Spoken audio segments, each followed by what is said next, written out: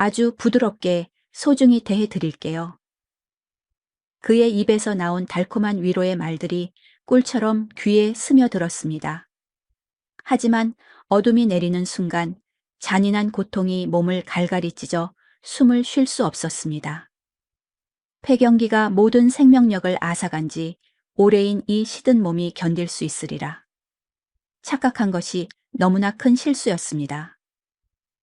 너무 아파요. 제발, 잠깐만요. 떨리는 목소리로 애원했지만 돌아온 건 오싹할 정도로 차가운 무관심 뿐이었습니다. 이 느낌은 곧 사라질 거예요. 살갗을 지시기는 고통에도 불구하고 그 폭력성은 전혀 수그러들지 않았습니다. 그는 계속해서 덮쳐왔고 마지막 남은 잔해를 찢어 발기는 굶주린 짐승처럼 나를 점령했습니다. 악몽이 끝났을 때 나는 녹초가 된 몸을 질질 끌며 욕실로 들어갔습니다. 얇은 휴지 위에 번진 끔찍한 붉은 자국들이 수치심으로 가슴을 찢어 놓았습니다. 거울 속 내 모습은 창백하고 야윈 영혼, 퉁퉁 부은 눈과 뺨에 아직 남아있는 우울한 흔적들 뿐이었습니다. 설마 황혼의 행복이 정말 이렇게 쓰라린 모습인가요? 재혼 후 첫날 밤은 육체적 처형이나 다름없는 치욕 속에서 끝이 났습니다. 모든 비극은 5년 전 그날로부터 시작되었다. 61세의 이영희. 그녀는 남편과 사별한 후 홀로 지내왔다. 자식들은 모두 결혼해 제 가정을 꾸렸고 텅 빈 집에는 견딜 수 없는 적막만이 가득했다. 외로움이 뼛속까지 시리게 스며드는 듯한 날들이었다. 그러던 어느 날 정말 오랜만에 고등학교 동창회에 나갔다. 그리고 그곳에서 첫사랑이었던 박진우를 수십 년 만에 다시 만났다. 부산에서 아주 유명한 진우 내과 의원의 원장.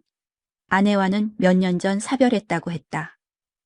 젠틀한 매너와 여유로운 미소는 여전했다. 그는 영희의 얼어붙었던 마음에 따스한 온기를 불어넣었다. 두 사람은 마치 운명처럼 급속도로 가까워졌다. 광갈리 해변공원을 함께 걷고 분위기 좋은 레스토랑에서 서로의 지난 세월을 위로했다. 진우는 영희에게 황혼 재혼을 제안했다. 남은 인생의 외로운 길을 함께 걸어갈 동반자가 되어달라는 그의 말에 영희는 망설임 끝에 고개를 끄덕였다. 마침내 찾아온 행복이라 믿었다. 천천히 할게. 박진우의 목소리는 솜사탕처럼 부드러웠다. 하지만 그의 행동은 날카로운 유리 조각 같았다. 막상 시작된 관계는 지독한 고통이었다. 폐경 이후 오랫동안 굳어있던 몸이 비명을 질렀다. 수십 년 전의 감각과는 모든 것이 달랐다. 아파, 여보. 너무 아파요. 천천히. 애원하는 목소리가 떨려 나왔다. 괜찮아. 금방 익숙해질 거야. 진우는 멈추지 않았다. 그의 숨소리는 거칠어졌고 영희의 고통은 끝없이 계속되었다. 고통스러운 시간이 끝나고 영희는 비틀거리며 화장실로 향했다. 휴지에 선명한 핏자국이 묻어 나왔다. 심장이 쿵 바닥으로 떨어지는 기분이었다. 거울 앞에 섰다. 핏기 하나 없이 창백한 얼굴, 퉁퉁 부은 눈가에는 마르지 않은 눈물, 자국이 선명했다. 이게 정상적인 부부 관계일까? 이게 황혼의 사랑이라는 걸까? 수많은 질문이 머릿속을 헤집었지만 답을 찾을 수 없었다. 그렇게 지옥 같던 신혼 첫날 밤이 지나갔다. 모든 시작은 달콤한 법이다. 하지만 그 달콤함 뒤에 어떤 끔찍한 독이 숨겨져 있는지 우리는 알지 못한다. 나 역시 그때는 몰랐다. 이것이 앞으로 닥쳐올 거대한 비극의 서막에 불과하다는 것을. 강릉에서의 신혼여행이 끝나고 부산의 집으로 돌아온 후에도 박진우의 비정상적인 요구는 멈추지 않았다. 아니, 오히려 더 심해졌다. 거의 매일 아침이었다. 눈을 뜨면 바로 옆에서 진우가 나를 뚫어지라 쳐다보고 있었다. 그 눈빛은 사랑이 아니었다. 욕망에 번들거리는 짐승의 눈빛이었다. 영희야, 어젯밤 꿈에 당신이 나왔어. 그 말은 시작을 알리는 신호였다.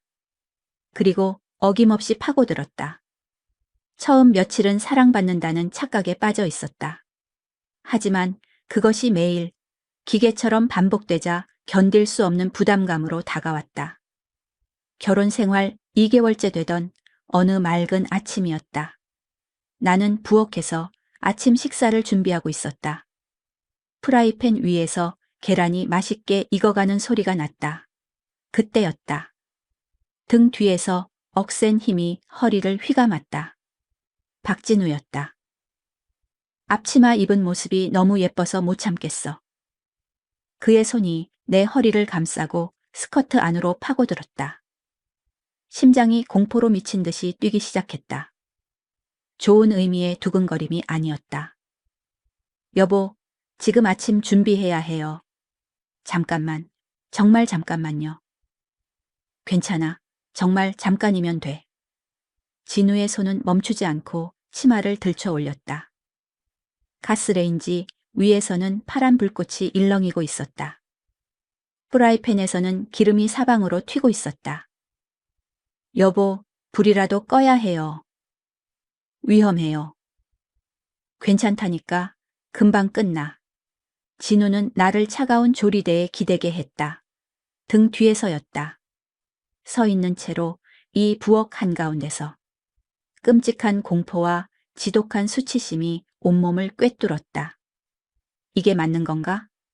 이게 정상적인 부부의 모습인가? 등 뒤에서 진우의 거친 숨소리가 들려왔다. 그리고 갑자기 모든 것이 멈췄다. 아, 젠장. 진우가 짜증이 가득 섞인 목소리로 욕설을 내뱉었다. 발기가 제대로 되지 않은 것이었다. 영희야, 손으로 좀 해줘. 진우는 내 손을 억지로 끌어당겼다. 여보, 지금 음식 만들고 있잖아요. 시끄럽고 빨리 좀 해줘. 떨리는 손으로 그의 요구를 들어줄 수밖에 없었다. 프라이팬에서는 계란 타는 냄새가 진동했다. 코를 찌르는 악취였다. 10분이 넘게 지났다. 팔이 끊어질 듯 아팠다. 에휴, 제대로 해주지도 않으니까 그렇지. 진우는 버럭 화를 내며 안방으로 들어가 버렸다. 나는 그 자리에 못 박힌 듯 서서 소리 없이 눈물을 흘렸다. 프라이팬 위의 계란은 이미 새까만 잿더미가 되어 있었다. 이것이 시작이었다. 그날 이후 아침마다 반복되는 끔찍한 의식이 되었다. 부엌에서, 거실 소파에서, 심지어 화장실에서까지. 장소를 가리지 않았다. 며칠 후 진우가 택배 상자를 들고 들어왔다. 저녁 식사를 마친 후였다. 영희야, 우리 이거 한번 써보자. 상자에서 그가 꺼낸 것은 투명한 액체가 담긴 작은 통 러브젤이었다. 포장지에는 강력 지속형이라는 낯 뜨거운 문구가 적혀 있었다. 그게 뭐예요? 얼굴이 불타는 듯 화끈거렸다. 63의 나이에 이런 물건을 실제로 보게 될 줄이야. 당신이 너무 건조하니까 매번 힘들어 하잖아. 이거 바르면 훨씬 부드럽고 괜찮을 거야. 진우는 너무나 당연하다는 듯이 말했다. 그리고 내 손목을 잡아 끌고 침실로 향했다. 부끄러워할 것 하나 없어. 우리 나이엔 이게 다 필요한 거야. 진우가 내 옷을 벗기기 시작했다. 저항하고 싶었지만 온몸에 힘이 들어가지 않았다. 아니, 어쩌면 거부할 용기조차 없었던 건지도 모른다. 침대에 무력하게 눕혀졌다. 진우가 젤통을 열었다. 투명하고 끈적이는 젤이 그의 손가락에 묻어나왔다. 자, 이렇게 바르면 돼. 차가운 이물감이 내 몸에 닿는 순간 온몸에 소름이 돋았다. 끔찍했다. 진우의 손가락이 기계적으로 움직였다. 아파요, 여보. 너무 많이 바르면. 이렇게 해야 제대로 들어갈 거 아냐. 진우는 무리하게 삽입을 시도했다. 젤을 발랐는데도 아팠다. 아니, 오히려 더 끔찍하게 아팠다. 무언가 잘못되고 있었다. 악! 나도 모르게 비명이 터져 나왔다. 진우는 내 입을 거칠게 막았다. 조용히 해. 조금만 참으면 괜찮아져. 하지만 괜찮아지지 않았다. 시작부터 끝까지 지옥 같은 고통이었다. 끝나자마자 화장실로 달려갔다. 휴지에는 어김없이 피가 묻어 있었다. 거울 속 내 얼굴은 시체처럼 창백했고 눈가에는 또다시 눈물 자국이 남아 있었다. 흐르는 물에 손을 씻으며 몇 번이고 되뇌었다. 이게 정말 정상인가? 모든 부부가 이렇게 사는 건가? 그날 이후 러브젤은 우리의 일상이 되었다. 침대 옆 서랍에는 항상 그 물건이 준비되어 있었다. 진우는 너무나 당연하다는 듯이 그것을 꺼내 들었다. 자, 이리 와. 매일 밤이 고문이었다. 아침에도 저녁에도. 하루에 두세 번씩 그는 나를 원했다. 여러분, 이게 끝이 아니었습니다. 비극은 이제부터 시작이었습니다. 진우의 요구는 점점 더 기괴하고 과격해졌다. 어느 날 밤 침대에 누워 있는데 진우가 다가왔다. 하지만 그날도 그는 제대로 발기가 되지 않았다. 짜증이 역력한 얼굴이었다. 영희야, 입으로 좀 해줘. 그의 말이 비수처럼 날아와 심장에 박혔다. 진우는 내 머리를 강압적으로 눌렀다. 부부면 이런 것도 해줘야 하는 거야. 빨리. 그의 목소리에는 일말의 애정도 없었다. 오직 명령과 강요뿐이었다. 거부할 수 없었다. 입안이 역겨움으로 가득 찼다. 숨이 막혔다. 5분쯤 지났을까. 에휴, 그것도 하나 제대로 못해. 진우는 신경질적으로 나를 밀쳐냈다. 화장실로 달려갔다. 변기를 붙잡고 미친 듯이 구역질을 했다. 눈물과 콧물이 범벅이 되어 쏟아져 내렸다. 거울을 봤다. 63의 늙은 여자. 이 나이에 이런 짓까지 해야 하다니. 지독한 수치심에 온몸이 사시나무처럼 떨렸다. 이것은 사랑이 아니었다. 명백한 폭력이었다. 다음 날 아침, 진우는 아무 일도 없었다는 듯이 태연하게 아침 식사를 했다. 영희야, 계란 프라이 하나 더 줘. 응. 나는 감정이 소거된 로봇처럼 움직였다. 그냥 그가 시키는 대로 할 뿐이었다. 점심때 진우가 병원으로 출근한 사이 텅 빈 침대에 가만히 누워 있었다. 천장을 바라보며 생각했다. 이게 사랑일까? 이게 내가 꿈꾸던 황혼의 재혼 생활일까? 10년 전 사별한 남편과의 생활이 떠올랐다. 그때는 결코 이렇지 않았다. 물론 시간이 흘러 사랑은 식었을지 몰라도 서로에 대한 최소한의 존중은 있었다. 하지만 박진우는 달랐다. 그는 나를 존중하지 않았다. 나를 자신의 성욕을 해소하는 도구, 그 이상으로 생각하지 않았다. 그래도 참았다. 신혼이니까. 아직 서로 맞춰가는 과정이니까. 시간이 지나면 분명 나아질 거야.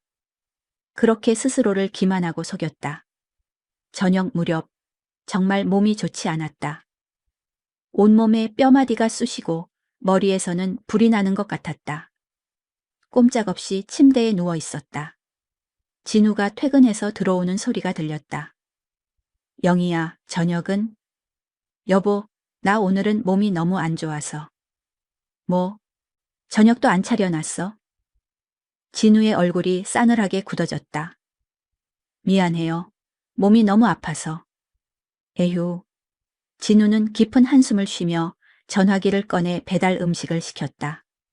식사를 마친 후 진우가 침실로 들어왔다. 그의 손에는 어김없이 러브젤이 들려 있었다. 영희야, 이리 와.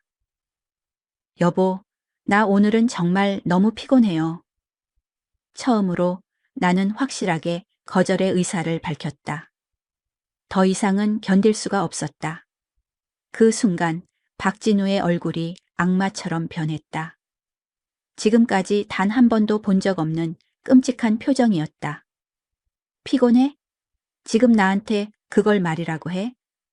여보, 그게 아니라 우리 결혼한 지 얼마나 됐다고 벌써부터 남편을 거부해. 63 먹은 여자가 남편 의무도 제대로 못하면서 어디서 원장부인 행세는 하고 싶어. 가슴이 철렁 바닥으로 꺼지는 것 같았다. 입술을 세게 깨물었다. 눈물이 터져 나올 것 같았지만 필사적으로 참았다. 미안해요. 에휴. 진우는 분노에 차 다른 방으로 가버렸다. 쾅. 문이 부서져라. 닫히는 소리가 온 집안을 울렸다. 나는 침대에 주저앉아 소리 없이 울었다. 소리가 새어나갈까봐 이불로 입을 틀어막았다. 1시간쯤 지났을까. 집안은 쥐죽은 듯 조용했다. 그런데 진우가 들어간 방에서 이상한 소리가 희미하게 들려왔다. 걱정이 되었다. 혹시 무슨 일이라도 생긴 건 아닐까? 조심스럽게 방문 쪽으로 다가갔다. 문이 살짝 열려 있었다. 그 틈으로 안을 들여다봤다. 그리고 그 자리에서 얼어붙었다. 박진우가 노트북을 보며 자위 행위를 하고 있었다. 화면에서는 저속한 동영상이 재생되고 있었고 책상 위에는 파란색 알약이 담긴 비아그라 약통이 놓여 있었다. 여보. 나도 모르게 목소리가 터져 나왔다. 진우가 나를 돌아봤다. 하지만 조금도 부끄러워하지 않았다. 오히려 너무나 당당했다. 들어와. 여보, 지금 뭐 하는? 당신이 안 해주니까. 이렇게 혼자 해결하잖아. 약까지 먹어가면서 이러는데 당신은 피곤하다고 거절만 하고 내가 얼마나 힘든지 알기나 해. 말문이 막혔다. 이게 대체 무슨 상황이지? 이게 정상적인 남편의 모습인가? 영희야, 이리 와서 손으로라도 좀 해줘. 그것도 안 해줄 거야? 진우가 나를 방 안으로 끌어들이려 했다. 극심한 공포에 질렸다. 싫어, 소리쳤다. 태어나서 처음으로 그렇게 크게 소리를 질렀다. 방에서 뛰쳐나와 거실 소파에 주저앉았다. 온몸이 걷잡을 수 없이 떨렸다. 진우의 그 끔찍한 모습이 머릿속에서 지워지지 않았다. 이 사람이 내가 알던 그 다정한 박진우가 맞나? 내가 사랑해서 결혼한 사람이 정말 이런 추악한 괴물이었나? 그날 밤 나는 단 한숨도 잠들지 못했다.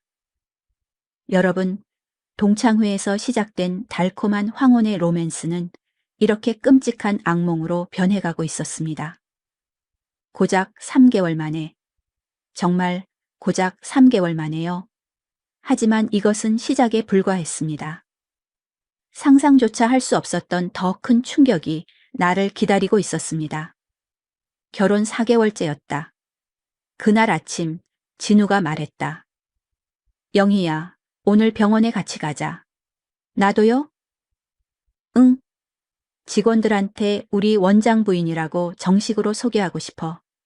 처음에는 기분이 좋았다. 드디어 인정받는다는 느낌이었다. 병원 사람들에게 정식으로 소개되는 자리니까. 옷장에서 가장 아끼는 옷을 골랐다. 단정하고 품위 있는 남색 정장이었다. 거울을 보며 화장도 평소보다 신경 써서 했다. 이야, 예쁘다. 진우가 활짝 웃으며 말했다. 오랜만에 보는 다정한 표정이었다. 차를 타고 진우 내과 의원으로 향했다. 우리 병원이야. 어때? 멋지지? 네, 굉장하네요. 진우가 자랑스럽게 웃었다. 병원 직원들이 로비에 모여 있었다. 자, 다들 주목. 소개할게. 내 아내, 이영희 씨입니다. 박수 소리가 터져 나왔다. 사람들이 웃으며 인사했다.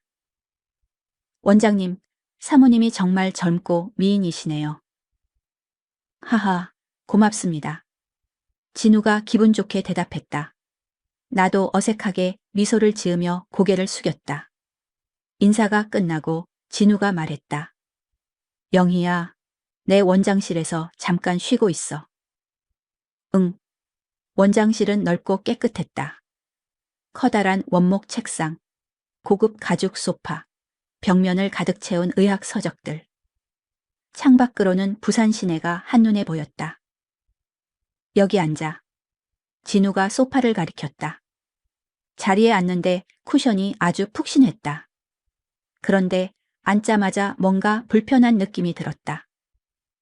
발밑에 무언가 딱딱한 것이 걸렸다. 고개를 숙여 내려다봤다. 심장이 쿵 하고 내려앉았다. 작은 진주 귀걸이 한쪽이었다. 소파 쿠션 사이에 반쯤 끼어 있었다. 순간적으로 나도 모르게 그것을 주워 주머니에 넣었다. 진우는 책상에서 서류를 보고 있었다. 다행히 보지 못한 것 같았다. 이게 뭐지? 내 것이었나? 아니었다. 나는 진주 귀걸이를 하지 않는다. 알레르기가 있어서 금 귀걸이만 착용한다. 그럼 이건 도대체 누구의 것일까? 영희야, 커피 마실래? 진우의 목소리에 화들짝 놀랐다. 아, 응, 나 화장실 좀 다녀올게. 그래, 문 나가서 왼쪽이야. 화장실에 가는 척하며 원장실을 재빨리 둘러봤다. 심장이 미친 듯이 뛰었다. 책상 서랍이 살짝 열려 있었다. 진우는 커피를 타러 탕비실로 갔고 원장실에는 나 혼자였다. 나는 마른 침을 삼키며 조심스럽게 서랍을 열어봤다. 숨이 멎었다. 러브젤이 3개나 나란히 놓여 있었다. 집에 있는 것과 똑같은 제품이었다. 그중 하나는 반쯤 사용한 흔적이 있었다. 손이 떨리는 것을 느끼며 서랍 안쪽을 더 뒤적였다. 여성용 헤어핀 2개, 그리고 립스틱 하나. 내가 쓰지 않는 낯선 브랜드의 립스틱이었다. 머릿속이 하얗게 비어버렸다. 이게 뭐지? 왜 이런 것들이 당신 서랍에 있는 거지? 영희야, 뭐해? 등 뒤에서 들려온 진우의 목소리에 심장이 멎는 줄 알았다. 황급히 서랍을 닫았다. 아, 휴지 찾고 있었어. 휴지는 저기 있잖아. 진우가 휴지통 옆을 가리켰다. 그의 눈빛이 순간 날카로워졌다. 의심하는 눈초리였다. 아, 그렇네. 고마워. 나는 급하게 화장실로 피했다. 문을 잠그고 병이 뚜껑 위에 주저앉았다. 손이 멈추지 않고 떨렸다. 주머니에서 아까 주운 귀걸이를 꺼내봤다. 작고 고급스러운 진주. 이건 절대로 내 것이 아니었다. 누구지? 간호사? 아니면 환자? 온갖 생각이 꼬리에 꼬리를 물었다. 러브젤 3개, 여자 물건들, 그리고 이 귀걸이. 설마 박진우가. 나는 고개를 세차게 저었다. 아니야. 설마 그럴 리가 없어. 하지만 의심의 씨앗은 이미 마음속 깊은 곳에 뿌리내리고 말았다. 집으로 돌아오는 차 안, 숨 막히는 침묵이 흘렀다. 진우는 아무것도 모르는 듯 운전하며 콧노래를 불렀다. 너무나 태연했다. 오늘 어땠어? 당신이 옆에 있으니까 든든하더라. 응. 대답이 짧아질 수밖에 없었다. 진우는 전혀 눈치채지 못했다. 그때 발밑에 무언가 부드러운 것이 닿았다. 고개를 숙여 내려다봤다. 또다시 심장이 쿵 하고 떨어졌다. 얇은 스타킹 한 짝이 구겨져 있었다. 조수석 시트 밑에 살구색 스타킹. 당연히 내 것이 아니었다. 손이 다시 떨리기 시작했다. 발로 살짝 밀어 더 안쪽으로 깊숙이 넣었다. 진우가 보면 안 된다. 이건 또 뭐야? 이건 또 누구 거야? 머릿속이 터질 것처럼 복잡했다. 귀걸이, 립스틱, 헤어핀, 러브젤, 그리고 스타킹. 이 모든 것이 정말 단순한 우연일까? 영희야, 괜찮아? 얼굴이 안 좋은데. 응, 괜찮아. 그냥 좀 피곤해서 그래. 집에 가서 푹 쉬어. 진우는 정말 아무것도 모르는 표정이었다. 아니, 모르는 척 연기하는 걸까? 옷 비웃, 샹조, 스와, 지아유 앵구엔 조 다이. 여러분, 의심이 한번 시작되면 세상 모든 것이 달라 보입니다. 아무것도 아니었던 사소한 것들조차 거대한 증거처럼 보이기 시작하죠. 그날 밤 나는 또 잠을 이루지 못했다. 옆에서 진우는 깊이 잠들어 코를 골고 있었다. 너무나 평화로운 얼굴이었다. 내가 너무 예민한 걸까? 내가 너무 많은 생각을 하는 걸까? 스스로를 몇 번이고 의심했다. 하지만 주머니 속 진주 귀걸이는 차갑고 단단한 현실이었다. 명백한 증거였다. 다음 날 아침 진우가 출근하고 나서 인터넷을 검색했다. 남편 외도 증거, 수많은 글들이 쏟아져 나왔다. 글을 읽으면 읽을수록 온몸에 소름이 돋았다. 모두가 나와 비슷한 이야기를 하고 있었다. 의심, 증거 발견, 그리고 확인. 아니야, 박진우는 아닐 거야. 고개를 저었지만 마음 한구석의 불안은 점점 더 커져만 갔다. 며칠이 지났다. 진우는 평소와 똑같았다. 아침에는 나를 안아주고 저녁에는 어김없이 나를 요구했다. 지긋지긋한 일상이었다. 그러던 어느 날 낯선 번호로 문자 메시지가 한 통 도착했다.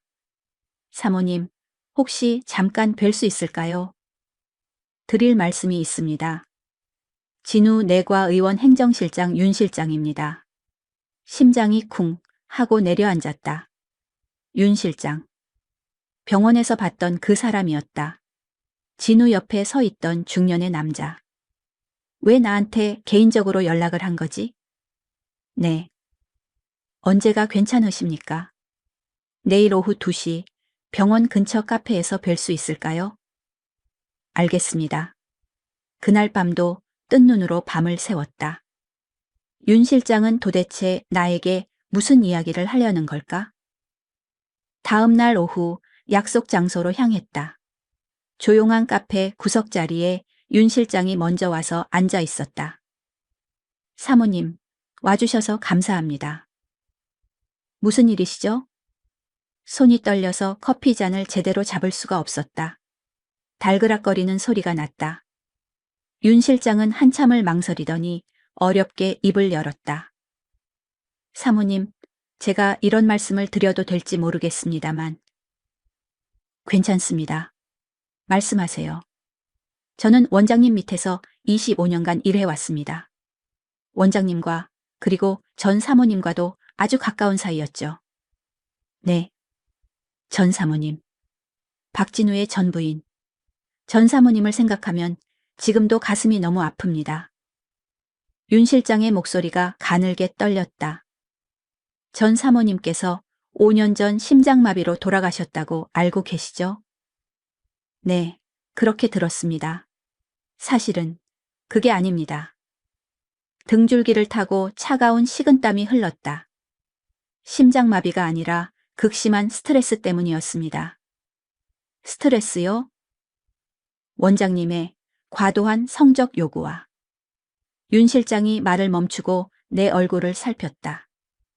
계속 말씀해 주세요. 그리고 다른 여자들과의 끊임없는 관계 때문이었습니다. 커피잔을 떨어뜨릴 뻔했다. 손이 걷잡을 수 없이 떨렸다. 다른 여자요? 네. 병원 간호사들, 제약회사 영업 여직원들. 원장님은 결혼 생활 내내 그런 관계를 유지하셨습니다. 머릿속이 하얗게 비었다. 제가 원장실 청소를 도와드릴 때 여러 번 이상한 것들을 봤습니다.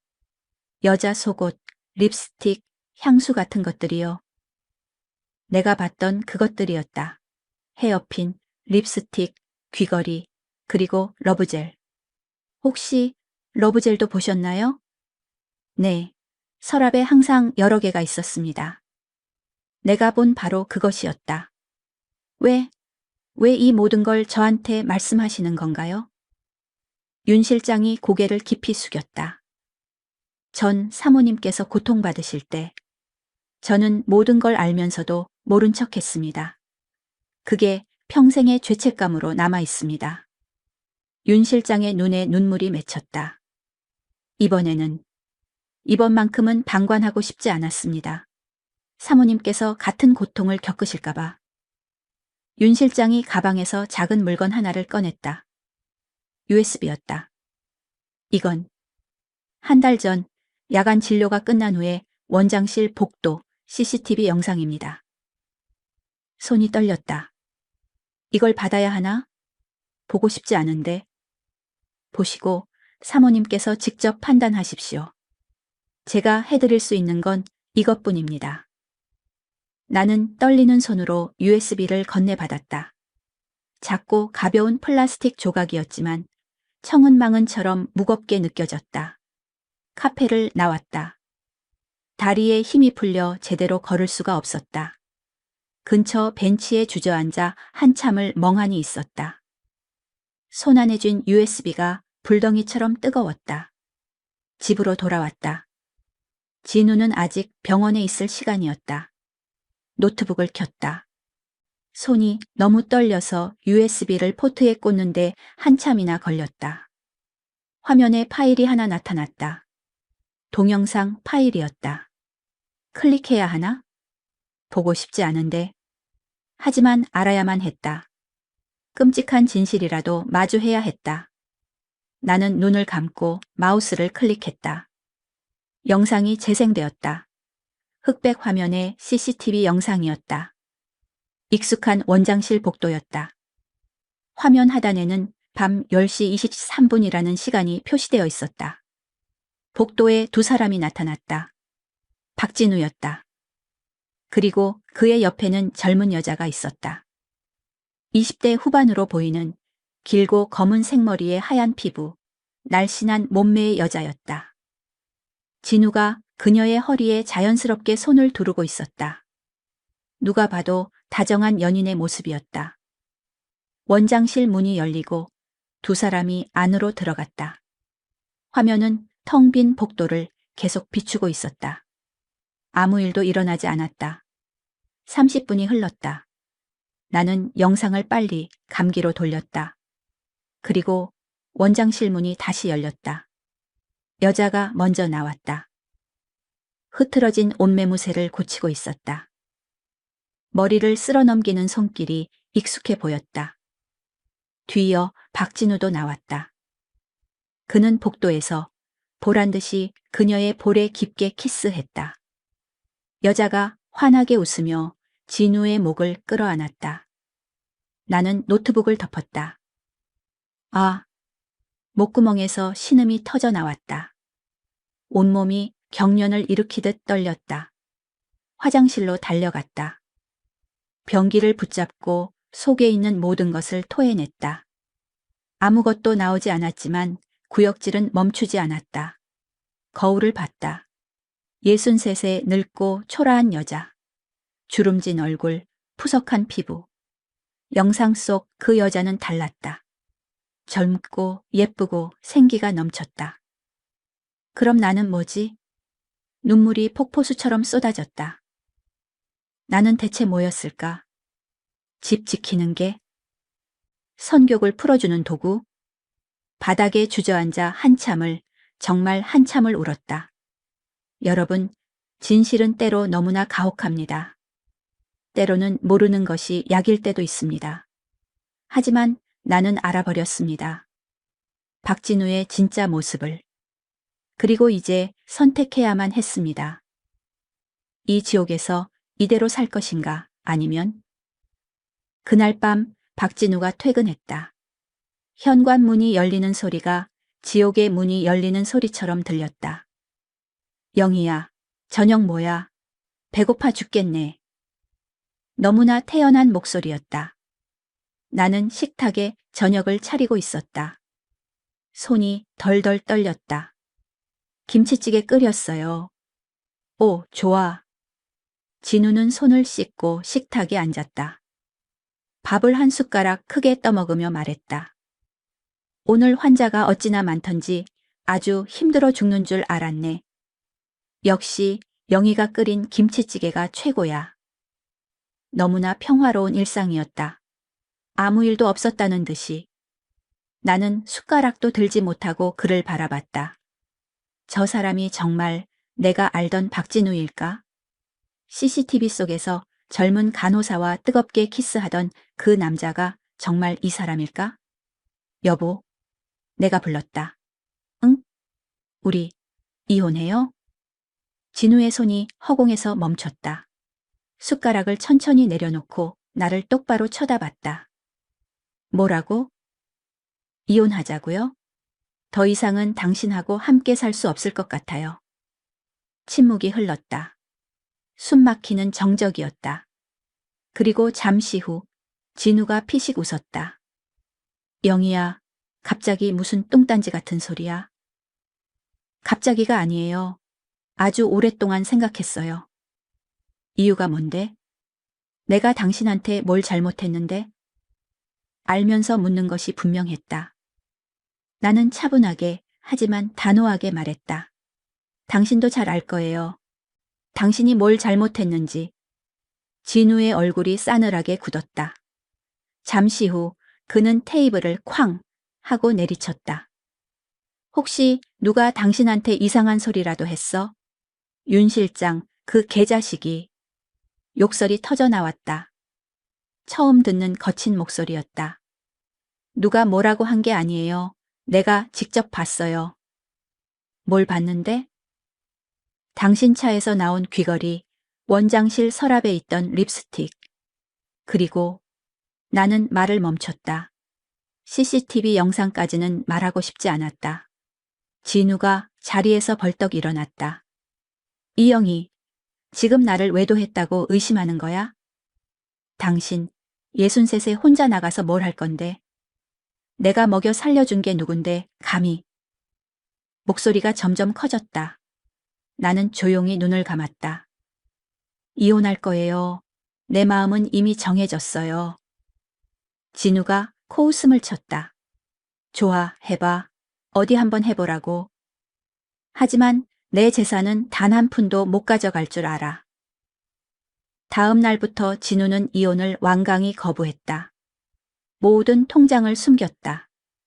부동산 관련 서류도 어디론가 치워버렸다. 나는 수소문 끝에 무료 법률 상담소를 찾아갔다. 대한법률구조공단이었다. 안녕하세요. 이혼 문제로 상담받고 싶은데요. 상담사가 친절하게 나를 맞아주었다. 네, 이쪽으로 앉으세요. 혼인 기간이 얼마나 되셨어요? 6개월 정도 됐습니다. 이혼하시려는 사유는요? 나는 깊이 숨을 들이쉬었다. 남편의 상습적인 외도와 성적 강요가 있었습니다. 상담사의 표정이 심각해졌다. 혹시 증거가 있으신가요? 네. CCTV 영상이 있습니다. 그리고 증인도 있고요. 그렇다면 소송 가능합니다. 사모님께서는 무료 법률 지원 대상이시니 저희가 변호사를 지원해 드릴 수 있습니다. 가슴이 뛰었다. 혼자가 아니라는 생각에 안도감이 들었다.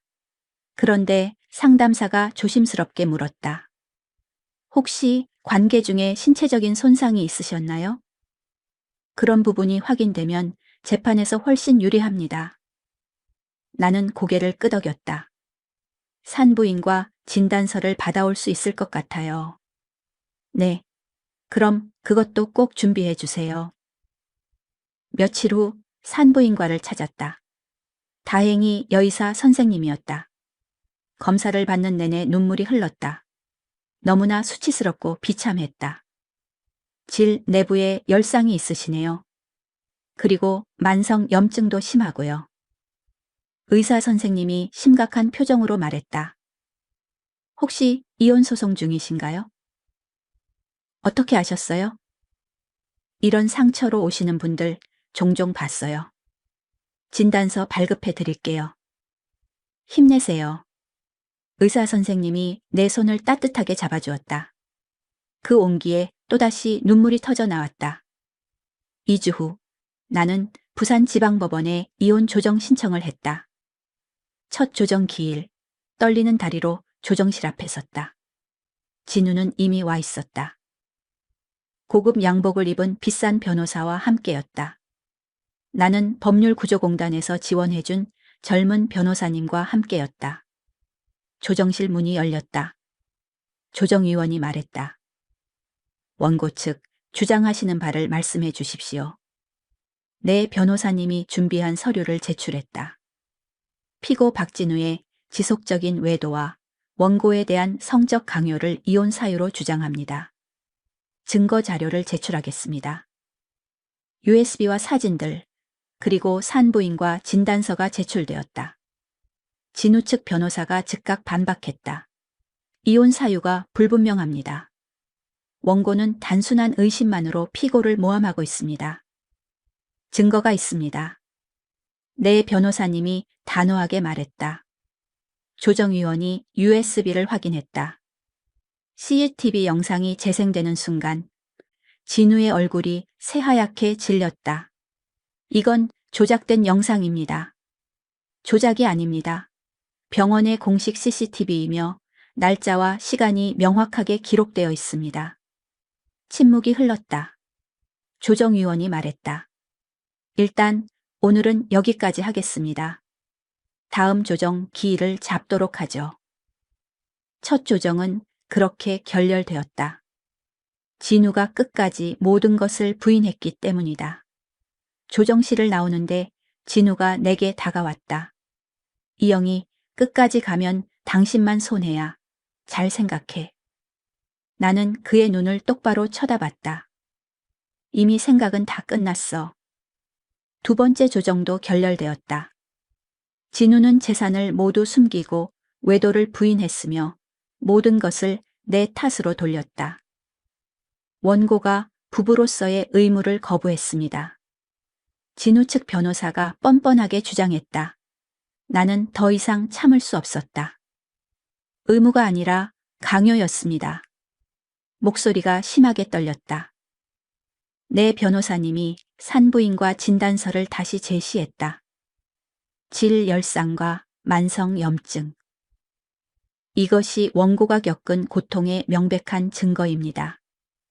조정위원의 표정이 굳어졌다. 결국 조정은 2번으로 끝났다. 합의가 불가능했기 때문이다. 사건은 정식 재판으로 넘어갔다. 변호사님이 말했다. 사모님, 이제부터가 본격적인 싸움입니다. 증인이 필요한데 윤 실장님께 부탁드려 보시겠어요? 나는 윤 실장에게 전화했다. 실장님, 혹시 재판에서 증인으로 서주실 수 있으신가요? 물론입니다, 사모님. 제가 반드시 도와드리겠습니다. 고마웠다. 정말 눈물나게 고마웠다. 첫 재판 날이었다. 법정에 들어서는데 다리가 후들거렸다. 진우가 건너편 피고석에 앉아 있었다. 굳은 표정이었다. 판사가 들어왔다. 원고 측, 입증을 시작하겠습니다. 내 변호사님이 하나하나 증거를 제시했다. CCTV 영상, 호텔 결제 내역, 명품 가방 영수증, 산부인과 진단서. 그리고 윤 실장이 증인석에 섰다. 저는 25년간 원장님 밑에서 일했습니다. 돌아가신 전 사모님께서도 지금의 사모님과 똑같은 고통을 겪으셨습니다. 윤 실장의 목소리가 떨렸다. 원장실과 원장님 차에서 여러 번 여성용 물건들을 발견했습니다. 진우가 자리에서 벌떡 일어났다. 거짓말입니다. 저자는 거짓말을 하고 있습니다. 정숙하십시오, 피고. 판사가 엄하게 경고했다. 재판은 3번 더 이어졌다. 그 끔찍한 과정에서 나는 조금씩, 아주 조금씩 무너져 내렸다. 법정에서 나의 가장 사적인 생활이 낱낱이 공개되었다. 성관계 횟수, 러브젤 사용 여부, 나의 신체 상태까지 모든 것이 까발려졌다. 죽고 싶을 만큼 수치스러웠다. 하지만 이를 악물고 참았다. 이겨야 해. 끝까지 버텨내야 해. 그 과정에서 몸이 많이 상했다. 극심한 스트레스에 잠도 제대로 못 자고 밥도 거의 먹지 못했다. 어느 날은 법원 화장실에서 현기증으로 쓰러질 뻔했다. 병원에 갔다. 스트레스성 위염이 심하시네요. 혈압도 너무 높으시고요. 의사 선생님이 걱정스럽게 말했다. 사모님 연세에는 건강 관리가 정말 중요합니다. 오메가3 같은 영양제라도 꼭 챙겨 드세요. 혈액순환이랑 염증 개선에 도움이 될 겁니다. 영희야, 건강부터 챙기자. 이겨야 하니까. 이 싸움은 결코 쉽지 않았다. 63세 여자가 법정에 서서 자신의 가장 깊은 수치심을 낱낱이 드러내는 일. 하지만 포기할 수 없었다. 나 자신을 위해서. 그리고 박진우의 다음 희생자를 막기 위해서. 재판은 계속되었다. 그리고 6개월 후 드디어 판결이 나왔다. 판사가 판결문을 읽기 시작했다. 과연 어떤 결과가 나왔을까요? 여러분 중에도 혹시 비슷한 고통을 겪고 계신 분이 있나요? 혼자 참지 마세요. 법은 당신의 편입니다. 나이는 결코 문제가 되지 않습니다. 필요한 것은 오직 용기뿐입니다. 6개월. 길고 긴 법정 싸움이었다. 3번의 조정, 4번의 재판. 박진우는 끝까지 발버둥 쳤다. 하지만 증거는 너무나 명백했다. CCTV 영상, 윤 실장의 증언, 호텔 결제 내역, 명품 가방 영수증, 그리고 나의 몸에 새겨진 상처, 산부인과 진단서. 마지막 재판날, 판사가 판결문을 낭독했다. 피고 박진우의 지속적인 외도와 원고에 대한 성적 강요가 명백히 인정됩니다. 따라서 원고 이영희의 이혼 청구를 인용합니다. 진우의 얼굴이 잿빛으로 굳어졌다. 나는 소리 없이 눈물을 흘렸다. 판사가 계속 말했다. 위자료는 3천만 원을 인정합니다. 재산 분할의 경우 혼인 기간이 짧고 원고의 재산 형성 기여도가 제한적이나 피고의 유책 사유가 매우 크므로 1천만 원을 추가로 인정합니다. 총 4천만 원. 진우의 막대한 재산에 비하면 터무니없이 적은 금액이었다. 하지만 나는 만족했다. 이겼다. 내가 드디어 이겼다. 판결문을 받아들고 법원을 나왔다. 다리에 힘이 풀려 근처 벤치에 주저앉았다. 한참을 울었다. 슬퍼서 우는 건지 기뻐서 우는 건지 알 수 없는 눈물이었다. 변호사님이 내 옆에 조용히 앉았다. 사모님, 정말 고생 많으셨습니다. 감사합니다. 정말 감사합니다. 나는 고개를 숙였다. 이제 새로운 시작입니다. 힘내십시오. 변호사님이 내 어깨를 따뜻하게 토닥여 주었다. 나는 64이 되었다. 4천만 원에서 변호사 비용과 각종 수수료를 제하니 손에 남은 돈은 3,500만 원 정도였다. 다행히 나에게는 집이 있었다. 첫 남편과 함께 살던 30평짜리 아파트. 10년 전 남편이 세상을 떠난 후에도 나는 그 집에서 혼자 살았다. 진우와 재혼하면서 그 집을 2년 계약으로 월세를 줬었다. 월 100만 원씩 받으며 생활비에 보탰다. 그런데 이혼 판결이 나올 즈음 마침 세입자의 계약 기간이 끝났다. 세입자가 이사를 나가고 나는 다시 그 집으로 돌아왔다. 현관문을 열었다. 낯설었다. 분명 내 집인데 남의 집처럼 느껴졌다. 거실에 들어섰다. 세입자가 쓰던 흔적들이 곳곳에 남아 있었다. 방으로 들어갔다. 첫 남편과 함께 잠들던 침실이었다. 옷장을 열었다. 텅 비어 있었다. 거울을 봤다. 그 안에 낯선 여자가 서 있었다. 급격히 늙어버린 내 모습이었다. 63세 재혼해서 64세 이혼하고 다시 이 집으로 돌아왔구나. 눈물이 터져 나왔다. 첫 남편이 너무나 생각났다. 착했던 그 사람, 나를 아끼고 존중해주던 그 사람. 여보, 내가 정말 바보였어. 왜 박진우 같은 짐승만도 못한 인간한테 갔을까?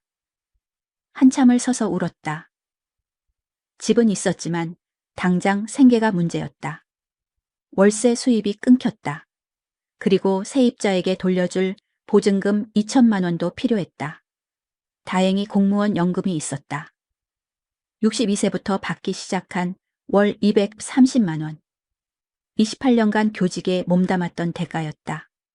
하지만 관리비, 공과금, 자식들 앞으로 넣는 적금을 빼고 나면 연금만으로는 생활이 빠듯했다. 일자리를 구해야 했다. 음악교사 경력이 있었지만 손을 놓은 지 10년이 넘었다. 구인 사이트를 뒤졌다. 음악 강사 자리에 이력서를 냈다. 하루, 이틀, 일주일이 지났다. 아무런 연락이 없었다. 일주일 후 한 곳에서 연락이 왔다. 안녕하세요. 이력서 잘 받았습니다. 가슴이 뛰었다. 아, 네. 혹시 언제 면접 가능하실까요?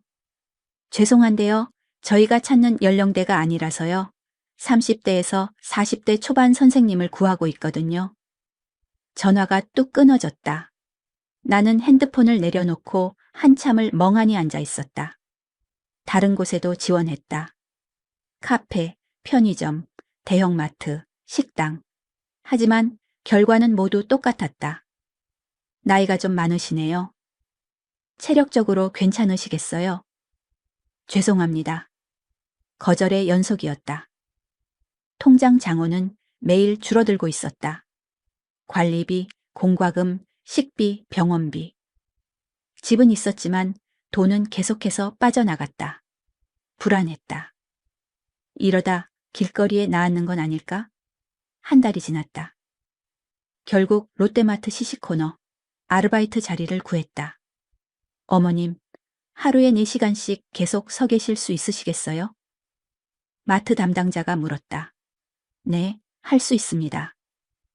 그럼 내일부터 바로 나오세요. 시급은 10,000원입니다. 하루 4시간, 일주일에 5일. 한 달이면 80만 원 정도 벌 수 있었다. 관리비 20만 원, 공과금 10만 원, 식비 30만 원, 병원비와 잡비 20만 원. 정말 빠듯했지만 그래도 버틸 수는 있었다. 첫 출근 날이었다. 빨간색 앞치마를 두르고 시식대 앞에 섰다. 작은 프라이팬에 소시지를 구우며 손님들에게 외쳤다. 맛있는 소시지입니다. 한번 드셔보세요. 어떤 사람은 무심코 하나 집어먹었고 어떤 사람은 거들떠보지도 않고 지나갔다. 발이 너무 아팠다. 무릎도 쑤셨다. 내가 지금 여기서 뭘 하고 있는 거지? 눈물이 핑 돌았다. 하지만 필사적으로 참았다. 손님들 앞에서 울 수는 없었다. 퇴근 후 집에 돌아왔다. 샤워를 하고 소파에 녹초가 되어 앉았다. 온몸이 쑤셨다. 넓은 거실이 텅 비어 보였다. 혼자라는 사실이 뼈저리게 실감났다. 그때 핸드폰이 울렸다. 모르는 번호였다. 여보세요? 영희야, 나야. 박진우였다. 심장이 철렁 바닥으로 떨어졌다. 왜 전화했어? 영희야, 어떻게 지내? 목소리가 이상하게 부드러웠다. 잘 지내. 그러니까 더 이상 연락하지 마. 영희야, 내가 다 잘못했어. 우리 다시 생각해 볼 수 없을까? 믿을 수가 없었다. 무슨 소리 하는 거야? 우린 이미 끝났잖아. 영희야, 나 없으면 당신 힘들 거야. 제발 나한테 돌아와. 화가 머리끝까지 치밀어 올랐다. 절대 안 돼. 다시는 2번 다시는 연락하지 마. 전화를 끊어버렸다. 손이 부들부들 떨렸다. 그날 이후 박진우에게서 문자가 계속해서 왔다. 영희야, 생각해봐. 나 없으면 넌 아무것도 아니야. 집에 혼자 있는 거 외롭지? 온몸에 소름이 돋았다. 내가 혼자 사는 걸 어떻게 알았을까? 박진우가 나를 감시하고 있었던 것이다. 무서웠다. 하지만 대응하지 않았다. 무시하자. 반응하면 저 인간은 더 심해질 거야. 2주가 지났다. 마트에서 일하고 있었다. 손님이 붐비는 금요일 오후였다. 소시지를 뒤집고 있는데 누군가 내 앞에 섰다. 영희야. 박진우였다. 심장이 멎는 줄 알았다. 당신이 여기 왜 왔어? 우리 영희 보고 싶어서 왔지. 진우가 역겹게 웃었다. 그런데 그의 옆에는 어떤 여자가 서 있었다. 젊은 여자였다. 30대 초반으로 보였다. 긴 생머리에 날씬한 몸매, 화장이 아주 진했다. 소개할게. 내 여자친구, 지수야. 진우가 그 여자의 허리를 보란 듯이 감싸 안았다. 나는 숨이 막혔다. 안녕하세요. 지수라는 여자가 해맑게 웃으며 인사했다. 네. 안녕하세요. 나는 겨우 대답했다. 진우가 말했다. 이야, 영희야, 이런 우연이 다 있네. 네가 여기서 일하는 줄은 꿈에도 몰랐어. 명백한 거짓말이었다. 나를 괴롭히려고 일부러 찾아온 것이었다. 어디 소시지 맛 좀 볼까? 지수야, 아 해봐. 진우가 지수에게 소시지를 직접 먹여줬다. 그리고 수많은 사람들이 보는 앞에서 그녀의 볼에 쪽 하고 키스했다. 맛있어요, 오빠. 지수가 애교 섞인 목소리로 웃으며 진우의 팔짱을 꼈다. 나는 고개를 돌려버렸다. 더 이상 그 광경을 볼 수가 없었다. 영희야, 우리 먼저 갈게. 몸 건강히 잘 지내. 진우가 지수의 어깨를 감싸고 유유히 걸어갔다. 그들의 뒷모습이 보였다. 누가 봐도 다정한 커플이었다. 나는 그 자리에 못 박힌 듯 서서 떨고 있었다. 67과 34, 33살 차이였다. 시식대 뒤에 숨어 소리 죽여 울었다. 내가 도대체 뭘 그렇게 잘못했지? 왜 내 인생은 이렇게 되어버렸지? 그때 핸드폰이 울렸다. 박진우였다. 영희야, 오늘 보니 반갑더라. 우리 지수 예쁘지? 30대라 그런지 몸도 탄탄하고 당신이랑은 비교가 안 돼. 손이 떨렸다. 너 지금 나한테 자랑하는 거야? 자랑이 아니라 사실이잖아. 영희야, 마지막 기회야. 나한테 돌아올래? 아니면 계속 그 마트에서 소시지나 구우면서 살래? 더 이상 참을 수 없었다. 너 같은 인간은 태어나서 처음 봤어. 정말 끝까지 악독한 인간이구나. 악독? 영희야, 날 떠난 건 당신이잖아. 내가 새로운 사람 만나는 게 뭐가 문제인데? 전화를 끊었다. 그리고 그의 번호를 차단했다. 다음 날부터 진우의 문자는 오지 않았다. 하지만 내 마음은 이미 산산조각 나 있었다. 마트에서 일하면서도 계속 그들의 모습이 떠올랐다. 박진우와 지수. 그들은 지금쯤 행복하겠지. 나는 여기서 소시지나 굽고 있는데.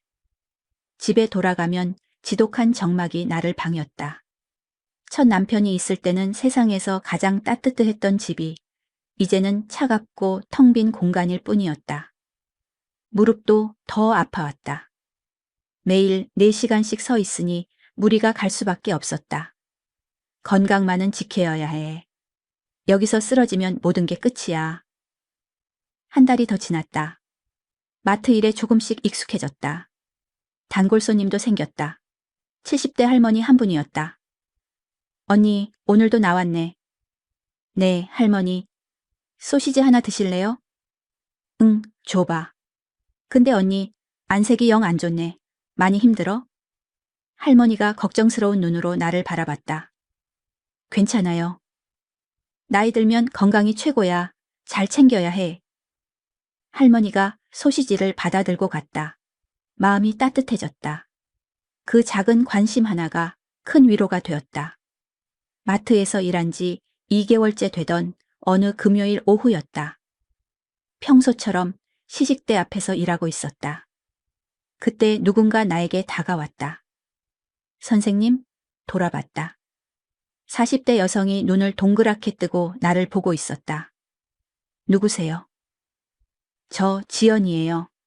30년 전에 선생님께 성악 배웠던 박지연이요. 기억이 났다. 중학교 2학년, 목소리는 참 좋은데 자신감이 너무 없어서 늘 고개를 숙이고 다니던 아이. 지연아. 선생님, 여기서 일하고 계셨어요? 당황스러웠다. 이런 모습을 제자에게 보이다니. 응, 요즘 여기서 아르바이트 하고 있어. 지연의 눈에 눈물이 고였다. 선생님. 괜찮아. 선생님은 괜찮아. 나는 애써 웃어 보였다. 선생님, 혹시 잠깐 시간 되세요? 커피라도 한 잔 사 드리고 싶어요.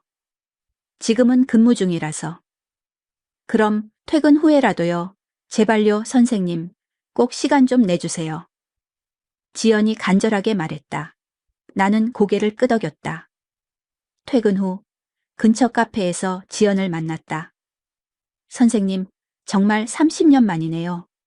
그러게, 정말 많이 컸구나.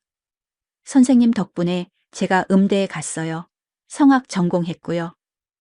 그래? 정말 잘 됐다. 진심으로 기뻤다. 내 제자가 꿈을 이뤘다니. 지금은 뭐 해?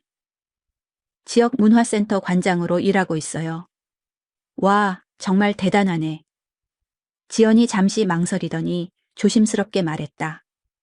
선생님, 저희 센터에서 실버 합창단을 운영하고 있는데요. 지도 선생님을 계속 못 구하고 있어요. 합창단? 네. 평균 연령 70세 할머니들이세요. 혹시 선생님께서 맡아주실 수 있으세요? 나는 망설였다. 나는 10년 넘게 음악에서 손을 뗐는데. 그리고 나이도 너무 많고. 선생님, 64이시잖아요. 할머니들이랑 연배가 비슷해서 오히려 더 잘 소통하실 것 같아요. 하지만, 선생님, 제발 도와주세요. 조건은 주 3회, 한 번에 2시간씩이고, 회당 5만 원씩 드릴게요. 계산해 봤다. 한 달이면 120만 원. 마트 아르바이트보다 훨씬 나은 조건이었다. 생각해 볼게. 선생님, 제 명함이에요. 꼭 연락 기다리겠습니다. 지연이 명함을 주고 갔다. 지역 문화센터 관장 박지연 10년 만에 다시 음악을 할 수 있는 기회였다. 하지만 불안했다. 내가 과연 잘 해낼 수 있을까? 64세 나이에 거실 벽에 걸린 사진을 봤다. 첫 남편과 환하게 웃고 있는 사진이었다. 여보, 나 다시 시작해봐도 될까? 문득 이런 생각이 들었다. 박진우에게 보여주고 싶어. 나도 이렇게 다시 시작할 수 있다는 걸. 나는 핸드폰을 들었다. 지연에게 문자를 보냈다. 지연아, 나 할게. 언제부터 시작하면 될까? 답장이 바로 왔다. 선생님, 정말 감사해요. 다음 주 월요일부터 가능하세요? 응, 가능해. 선생님, 정말 정말 감사합니다. 나는 핸드폰을 내려놓고 창밖을 봤다. 거실 창문 밖으로 파란 하늘이 보였다. 그래, 다시 시작이야. 64, 아직 늦지 않았어. 하지만 이것은 또 다른 시작에 불과했습니다. 박진우에게서 또 다른 충격적인 소식이 들려왔고 그 소식은 내 인생을 다시 한번 송두리째 뒤흔들었습니다. 과연 무슨 일이 일어났을까요? 다음 주 월요일 문화센터 첫 출근 날이었다. 마트 사장님께는 정중하게 말씀드렸다. 사장님, 죄송하지만 이번 주까지만 일하고 그만둬야 할 것 같습니다. 어머, 왜요? 무슨 일 있으세요? 더 좋은 일자리를 구했어요. 제 전공을 살릴 수 있는 일이요. 사장님이 환하게 웃으며 말했다. 아, 정말요? 너무 축하해요. 언니 같은 분은 사실 여기서 일하시기 너무 아까웠어요. 고마웠다. 따뜻한 말 한마디가 큰 힘이 되었다. 월요일 오전 10시 문화센터에 도착했다. 지연이 나를 반갑게 맞아주었다. 선생님, 오셨어요. 응, 왔어. 합창실로 안내해 드릴게요. 할머니들께서 기다리고 계세요. 복도를 따라 걸었다. 벽에는 요가, 한글, 컴퓨터, 그림 등 여러 프로그램 안내문이 붙어 있었다. 합창실 문을 열었다. 15분의 할머니들이 앉아 계셨다. 평균 연령 70세. 모두의 시선이 내게로 쏠렸다. 안녕하세요? 내가 먼저 인사했다. 한 할머니가 대뜸 말했다. 어머, 선생님도 우리랑 나이가 비슷해 보이네. 웃음이 터져 나왔다.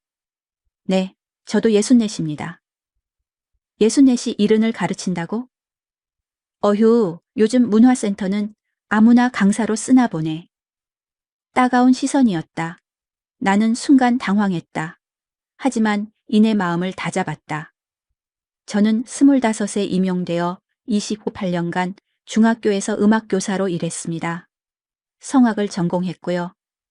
53세 명예 퇴직했지만 경력은 충분하다고 생각합니다. 여러분과 즐거운 시간을 만들어가고 싶습니다. 그래봤자 10년도 더 된 얘기네. 또 다른 할머니가 비아냥거렸다. 지연이 황급히 끼어들었다. 할머니들, 이 선생님은 정말 실력 있으신 분이에요. 저를 믿고 잘 따라주세요. 일단 해보든지. 할머니들의 반응은 여전히 싸늘했다. 첫 발성 연습을 시작했다. 자, 먼저 호흡부터 해보겠습니다. 코로 숨을 깊게 들이쉬고. 하지만 할머니들은 내 말은 듣지도 않고 서로 떠들기만 했다. 어제 우리 며느리가 또 말도 안 되는 소리를 해서 말이야. 아이고, 우리 집도 그래. 요즘 젊은 것들은 정말. 여러분, 조용히 해주세요. 내가 말했지만 아무도 듣지 않았다. 여러분, 목소리를 조금 높였다. 그제야 할머니들이 나를 쳐다봤다. 뭐요? 기본 발성 연습부터 시작하겠습니다. 집중해 주세요. 에이, 우리는 그냥 수다나 떨러 온 거예요. 노래는 무슨 놈의 노래. 한 할머니가 손을 휘저었다. 나는 당황했다. 어떻게 해야 할지 막막했다. 2시간은 지옥처럼 길었다. 수업 후 지연이 다가왔다. 선생님, 괜찮으세요? 응. 생각보다 훨씬 어렵네. 첫날이라 그러실 거예요. 조금만 기다려보세요. 하지만 불안했다. 내가 과연 이분들을 이끌 수 있을까? 일주일이 지났다. 상황은 조금도 나아지지 않았다. 할머니들은 여전히 수다만 떨었고 연습은 한사코 거부했다. 선생님, 우리 나이에 무슨 연습까지 해요? 그냥 재미로 하는 거지. 너무 진지하게 하지 마세요. 나는 점점 힘이 빠졌다. 수업 후 집에 돌아와 소파에 앉으면 한숨만 나왔다. 이건 아닌데. 뭔가 다른 방법이 필요했는데. 하지만 그 방법을 알 수가 없었다. 2주째 되던 날이었다. 수업을 마치고 집에 돌아왔다. 소파에 앉아 핸드폰을 보니 고등학교 동창회 단톡방에 메시지가 수십 개나 쌓여 있었다. 무슨 일인가 싶어 클릭했다. 대박 사건, 박진우, 그 자식 또 재혼했대. 진짜? 누구랑? 엄청 젊은 여자래. 나이 차이가 어마어마하다던데. 누가 결혼식장에서 봤다는데 신부가 완전 애기 같더라. 심장이 쿵 하고 내려앉았다. 스크롤을 내렸다. 누군가 결혼식장 밖에서 멀리서 찍은 흐릿한 사진을 올려놓았다. 흐릿했지만 박진우인 것이 분명했다. 그의 옆에는 하얀 웨딩드레스를 입은 젊은 여자가 서 있었다. 댓글이 계속해서 달렸다. 신부가 30대 병원 간호사라던데? 와, 박진우 나이가 67인데. 전 부인, 이영희는 이 사실 알까? 나는 핸드폰을 내려놓았다. 손이 덜덜 떨렸다. 재혼이라니. 벌써? 우리 이혼한 지 겨우 3개월밖에 지나지 않았는데. 박진우는 벌써 새로운 출발을 하고 있었다. 34. 나보다 30살이나 어린 여자와. 나는 여기서 할머니들한테 무시당하며 이렇게 힘들어하고 있는데 마음이 무너져 내렸다. 나는 뭐지? 나는 그냥 박진우 인생에 스쳐 지나가는 한 에피소드에 불과했던 걸까? 2달이 지났다. 문화센터 수업은 여전히 엉망이었다. 할머니들은 내 말을 듣지 않았고 매번 수다만 떨었다. 어느 금요일 오후였다. 수업을 마치고 합창실을 정리하고 있었다.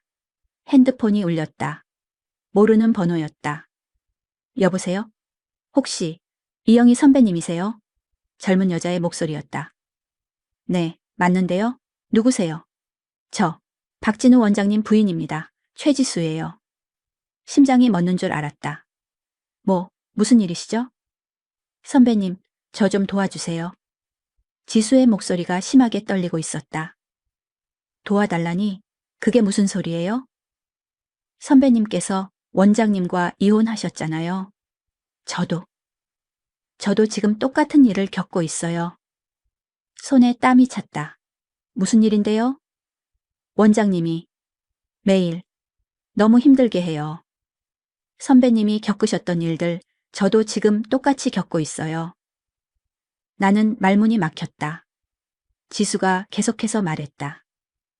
하루에 두세 번씩 요구하고 제가 아프다고 하면 버럭 화를 내고 더 이상 듣고 싶지 않았다. 하지만 들어야만 했다. 잘 서지도 않는데 강제로 손으로 해달라고 하고 입으로도 해달라고 하고 안 되면 화내고 저 정말 못 견디겠어요.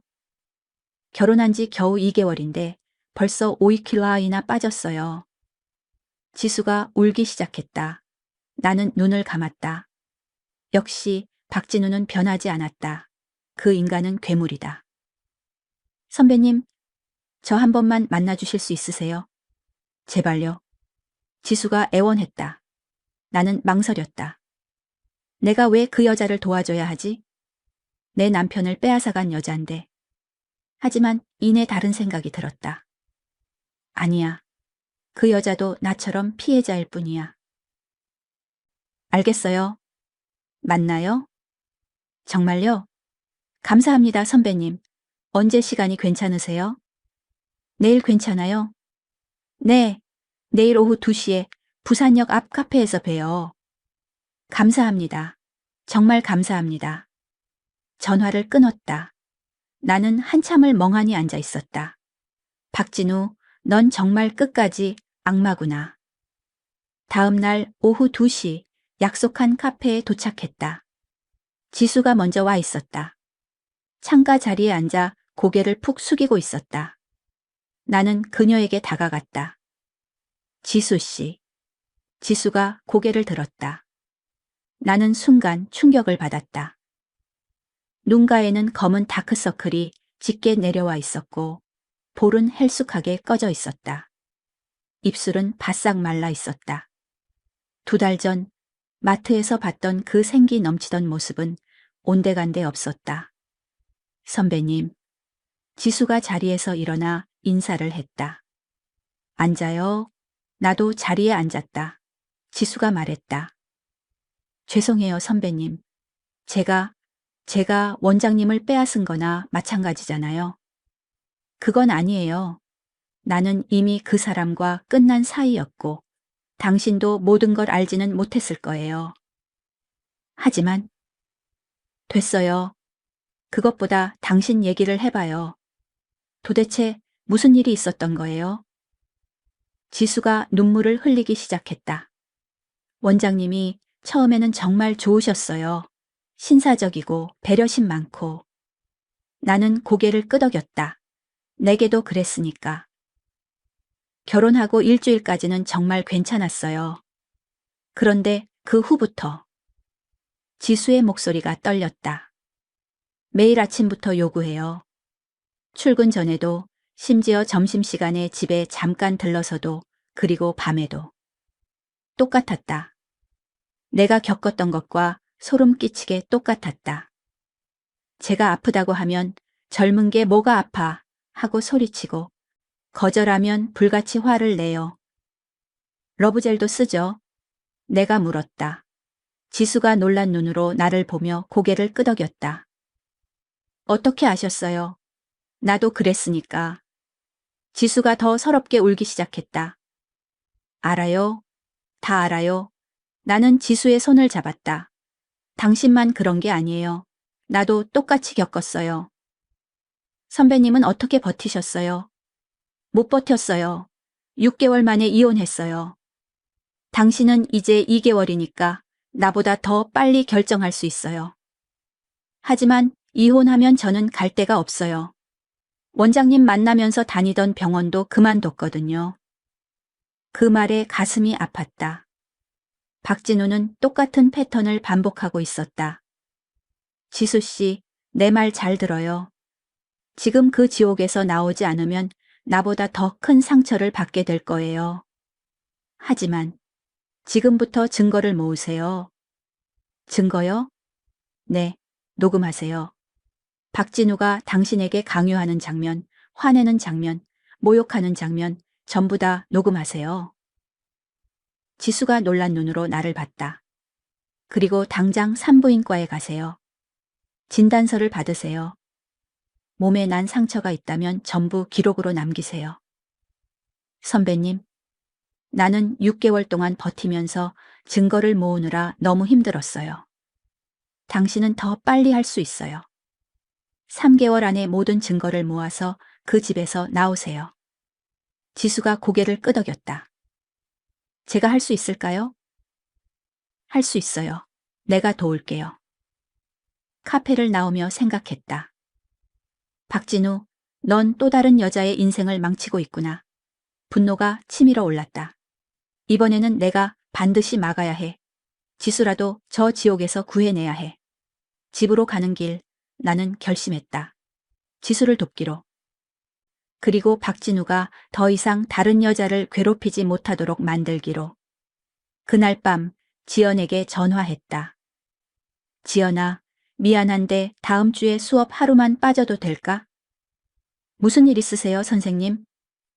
응, 아주 급한 일이 생겼어. 꼭 처리해야 할 일이야. 네, 그럼 괜찮아요. 대신 다음 주에 보충 수업해 주시면 돼요. 고마워. 전화를 끊고 지수에게 문자를 보냈다. 다음 주에 다시 만나요. 내가 도와줄게요. 곧 답장이 왔다. 감사합니다, 선배님. 정말 감사합니다. 나는 핸드폰을 내려놓고 창밖을 봤다. 밤하늘에 달이 떠 있었다. 박진우, 넌 정말 구제불능의 병이구나. 의사라는 인간이. 하지만 문제가 있었다. 문화센터 수업은 여전히 엉망이었다. 할머니들은 나를 무시했고 한 달이 지났는데도 제대로 된 연습 한 번 못했다. 나는 어떻게 해야 할까? 그리고 지수는 어떻게 도와줘야 할까? 박진우라는 악마를 막을 방법은 과연 무엇일까? 저는 선택의 기로에 섰습니다. 과거의 나처럼 고통받는 저 젊은 여자를 외면할까요? 아니면 도울까요? 저는 그냥 둘 수 없었습니다. 그리고 마침내 박진우에게 복수할 기회가 찾아왔습니다. 다음 날 오전 지수에게 문자를 보냈다. 지수 씨, 오늘 다시 만나요. 오후 2시. 괜찮아요? 곧 답장이 왔다. 네, 선배님. 감사합니다. 같은 카페에서 다시 만났다. 지수는 지난번보다 훨씬 더 수척해 보였다. 눈 밑 다크서클은 더 짙어졌고 불안한 듯 손톱을 물어뜯은 흔적이 선명했다. 선배님, 지수가 울먹이며 말했다. 앉아요. 천천히 말해봐요. 커피를 주문하고 마주 앉았다. 지수가 떨리는 목소리로 어제 있었던 일을 털어놓기 시작했다. 어제도 원장님이 아침부터 무슨 일이 있었어요? 출근 준비를 하고 있는데 등 뒤에서 지수야, 어제 못했잖아 하면서 나는 고개를 끄덕였다. 나도 수없이 겪었던 일이었다. 제가 여보, 저 늦었어요. 회사 가야 하잖아요. 했더니 5분이면 돼 하면서 부엌 조리대에 지수가 말을 잇지 못했다. 부엌에서요? 네, 서서 러브젤도 안 바르고 그냥. 나는 주먹을 꽉 쥐었다. 아팠죠? 너무 아팠어요. 제가 아파요 했더니 젊은 게 뭐가 아파 하면서 계속했어요. 젊은 게 뭐가 아파. 박진우가 나에게도 똑같이 했던 그 말. 선배님도 그 말 들으셨어요? 응. 나한테는 나이 들수록 이게 더 중요한 건데 라는 말도 했지. 지수가 눈물을 흘렸다. 병원에서도 그랬어요. 점심시간에 원장실로 부르더니. 지수의 목소리가 떨렸다. 소파에 눕히고 스커트를 올리는데 제가 여기는 병원이잖아요. 했어요. 뭐라고 하던가요? 접수처에 말해뒀어. 1시간 동안 아무도 안 들어올 거야 하면서. 나는 눈을 감았다. 똑같았다. 단어 하나, 토시 하나까지 똑같았다. 그리고 제가 거절하면 불같이 화를 내요. 내가 돈 벌어오는데 그것도 못 해주냐고. 내가 돈 벌어오는데 그것도 못 해주냐. 내가 나지막이 중얼거렸다. 선배님도 들으셨어요?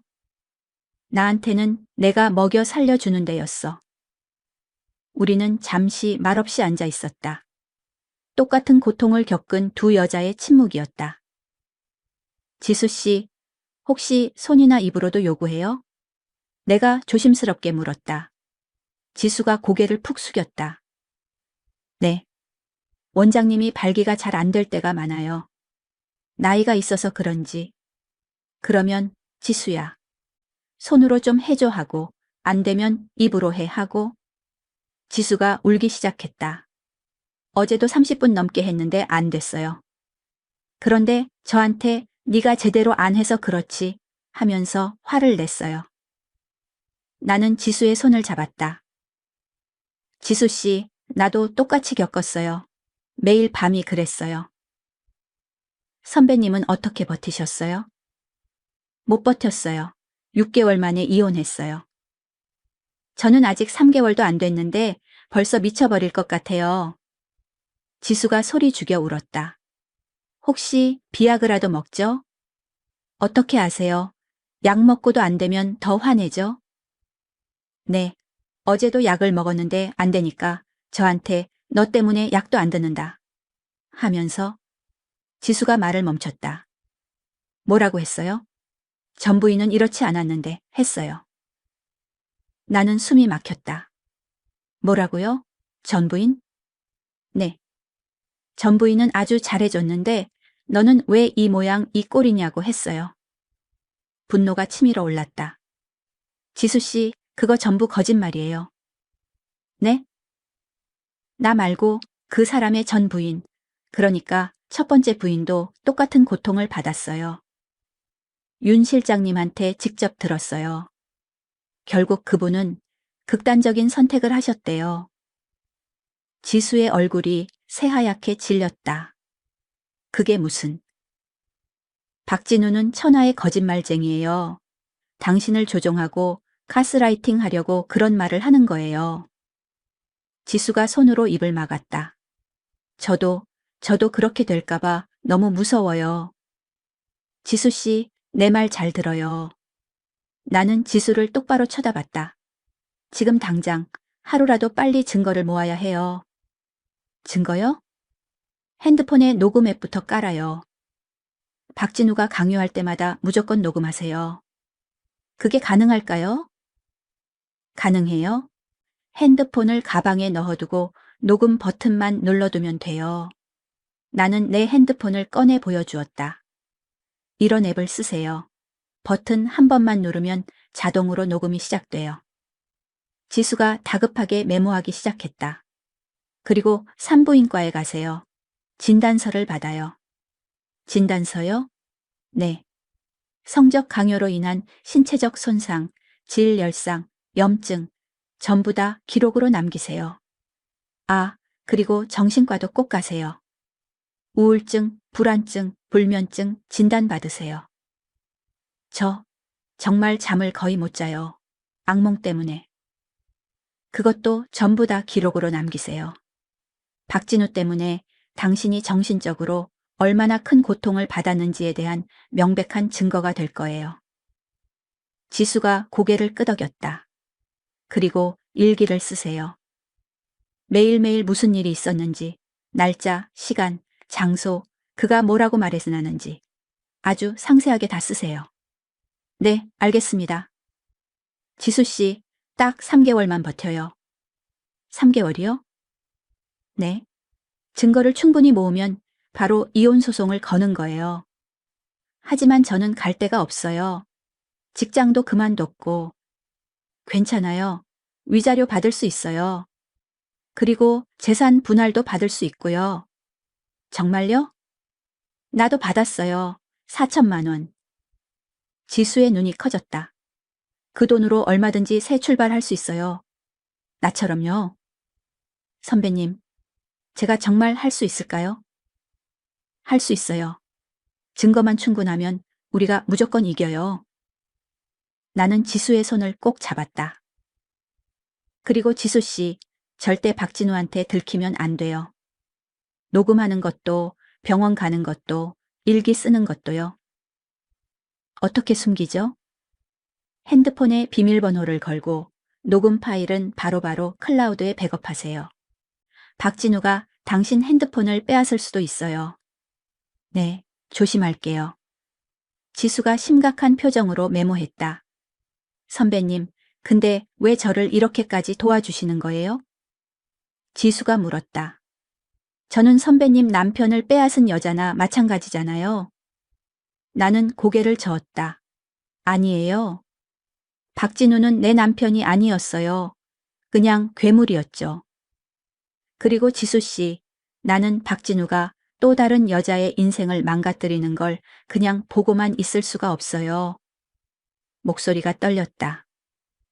그의 첫 번째 부인도 같은 고통을 받다가 세상을 떠났어요.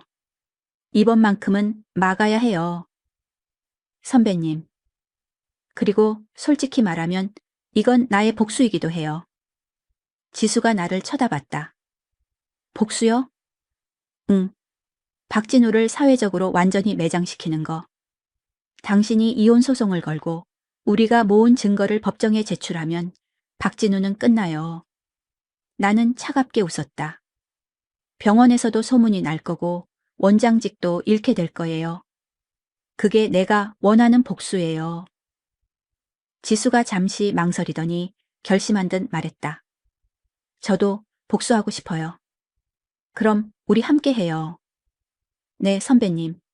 일주일 후 지수에게서 전화가 왔다.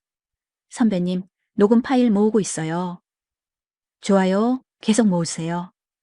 그리고 오늘은 돈도 내가 벌어오는데 그것도 못해 주냐고 한 거 똑똑히 녹음했어요. 완벽해요. 경제적 우위를 이용한 강요, 법정에서 아주 잘 먹힐 거예요. 정말요? 네, 계속하세요.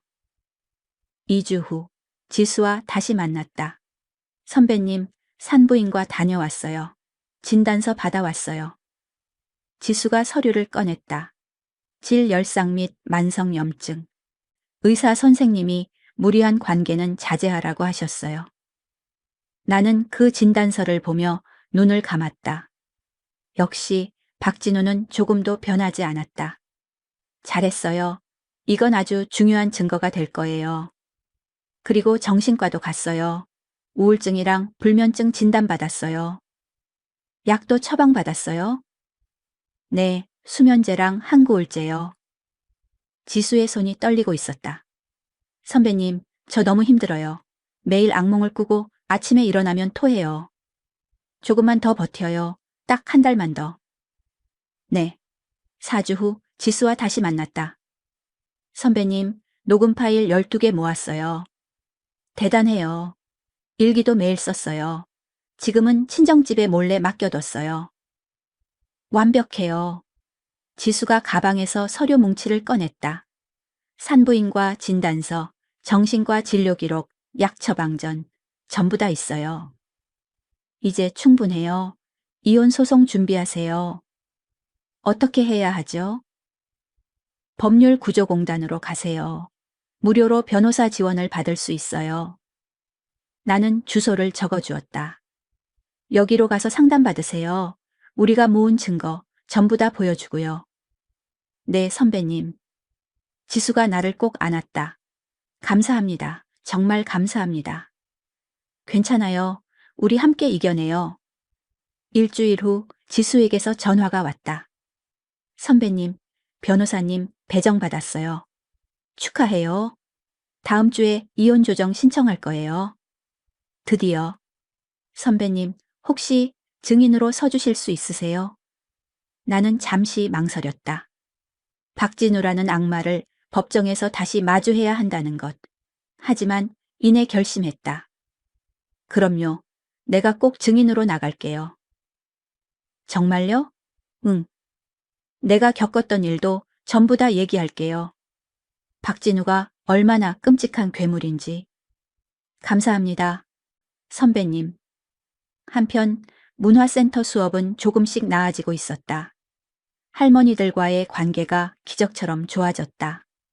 어느 날 한 할머니가 돌아가신 남편 장례식 때 부르지 못했던 노래를 부르고 싶다며 도움을 요청했고 나는 밤마다 개인 레슨을 해드렸다.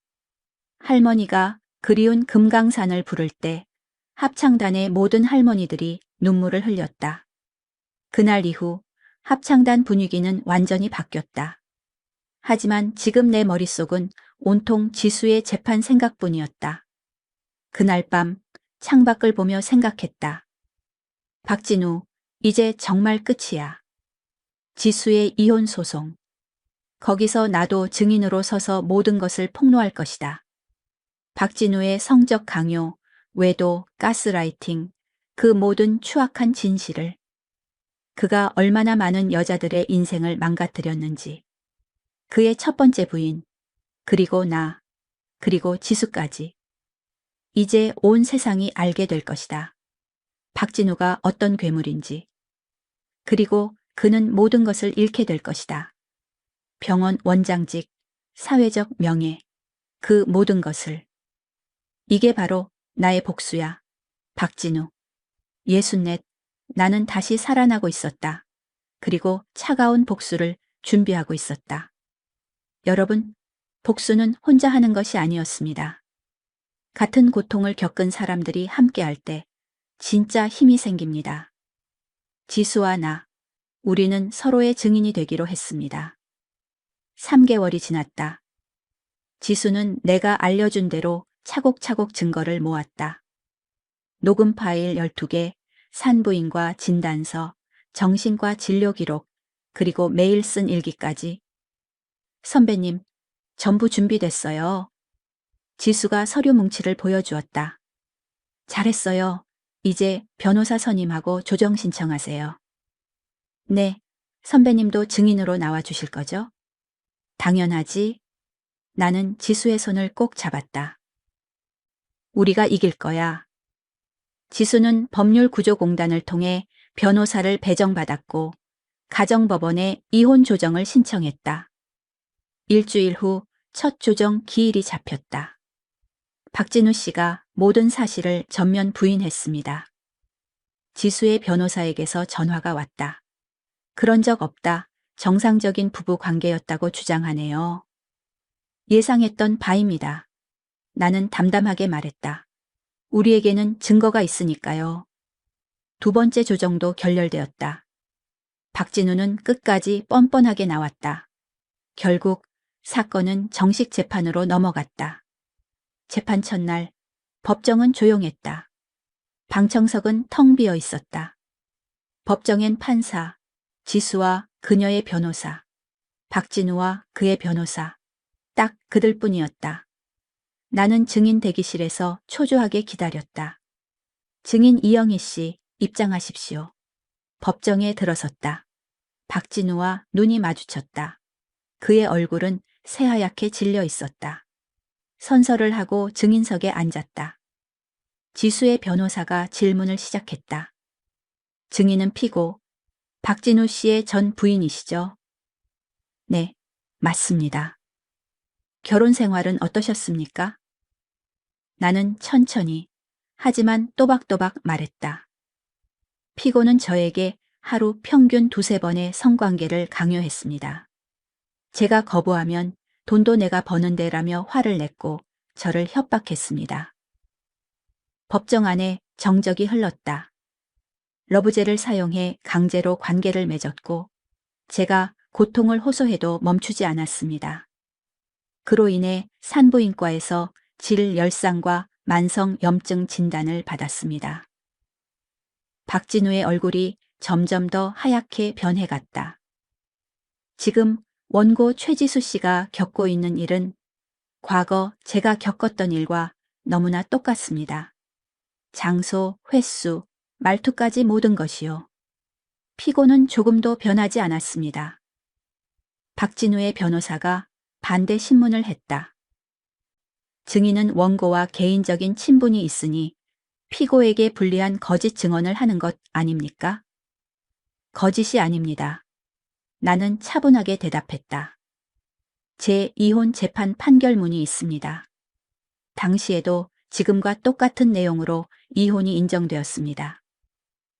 판사가 고개를 끄덕였다. 증인, 수고하셨습니다.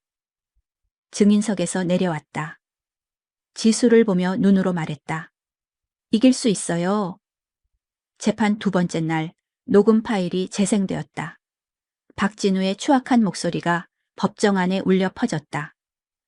지수야, 왜 또 피해? 젊은 게 뭐가 아파? 오늘 못하면 내일은 두 번 해야 돼. 알았어?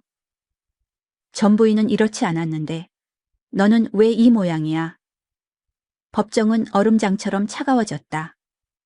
판사의 표정이 싸늘하게 굳어졌다. 지수의 산부인과 진단서가 증거로 제출되었다.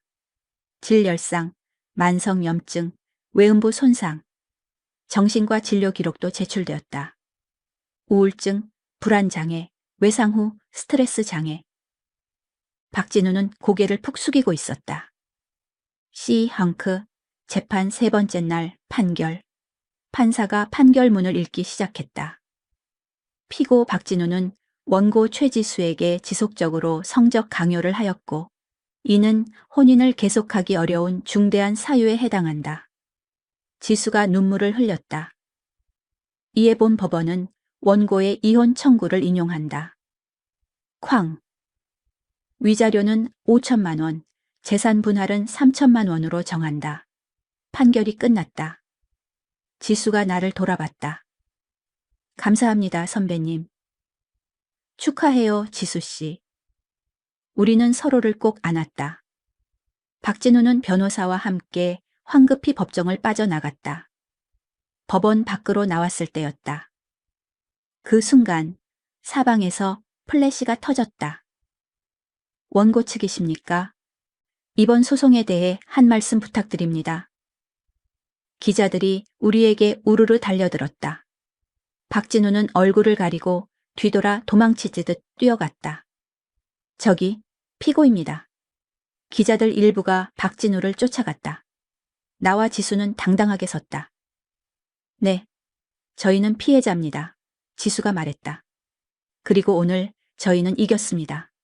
카메라가 우리를 향했다. 알고 보니 지수가 재판 전 SNS와 여러 언론사에 자신의 억울함을 호소하는 글을 올렸던 것이다. 피고는 60대 병원 원장으로 전 부인인 저에게도 똑같은 행위를 저질렀습니다. 내가 덧붙였다. 더 이상의 피해자가 나오지 않기를 간절히 바랍니다. 기자들이 펜을 휘갈겼다. 우리는 차분하게 인터뷰를 마쳤다. 다음 날 아침 핸드폰 알림이 미친 듯이 울렸다. 포털 사이트를 열었다. 사회면 한 면의 기사가 떠 있었다.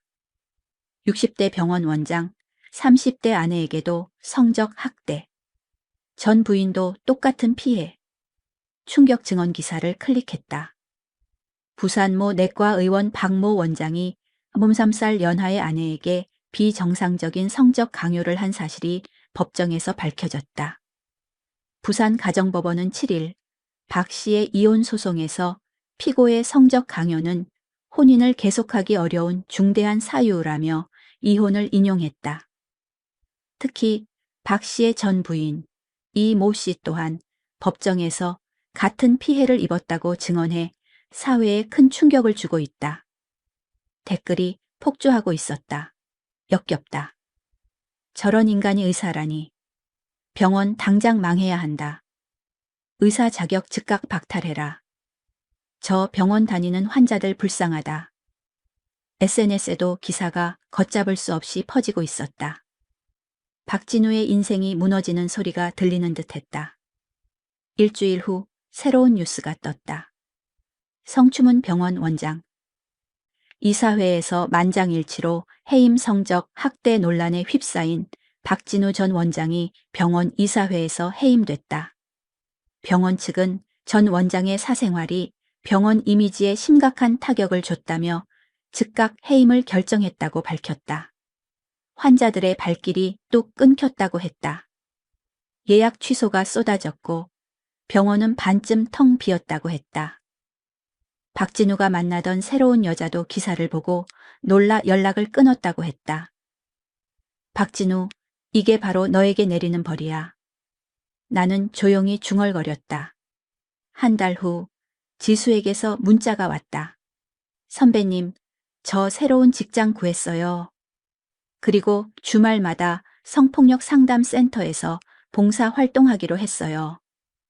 저처럼 고통받는 피해자들을 돕고 싶어서요. 눈물이 났다. 기쁨의 눈물이었다. 잘했어요, 지수 씨. 이제 정말 새로운 출발이네요. 나도 새로운 출발을 하고 있었다. 합창단은 어느새 자리를 잡았다. 할머니들은 이제 내 말을 누구보다 잘 따랐다. 김순자 할머니는 나에게 감사 인사까지 했다. 선생님, 우리 영감 장례식 때 불러주신 노래 평생 잊지 못할 거예요. 제가 더 감사합니다. 우리는 다음 달에 열리는 지역 합창 경연 대회에 나가기로 했다. 경연 대회 당일 무대에 올랐다. 30명의 할머니들이 나를 바라보고 있었다. 나는 지휘봉을 들었다. 그리운 금강산이 공연장에 울려 퍼졌다. 할머니들의 목소리가 아름다운 화음이 되어 하나로 모였다. 객석에서 뜨거운 박수가 터져 나왔다. 우리는 대상을 받았다. 집으로 돌아오는 버스 안에서 창밖을 바라봤다. 65. 이혼, 재판, 복수, 그리고 새로운 출발. 힘들었지만 나는 결국 이겨냈다. 박진우는 무너졌지만 나는 다시 일어섰다. 지수도 새로운 삶을 살고 있다. 나이는 정말 숫자일 뿐이구나. 나는 핸드폰을 꺼내 문자를 보냈다. 지수 씨, 다음 주에 우리 합창단 공연하는데 보러 올래요? 곧 답장이 왔다. 네, 꼭 갈게요, 선배님. 나는 환하게 미소를 지었다. 인생은 여기서 끝이 아니었다. 65, 나의 진짜 인생은 이제부터 시작이었다.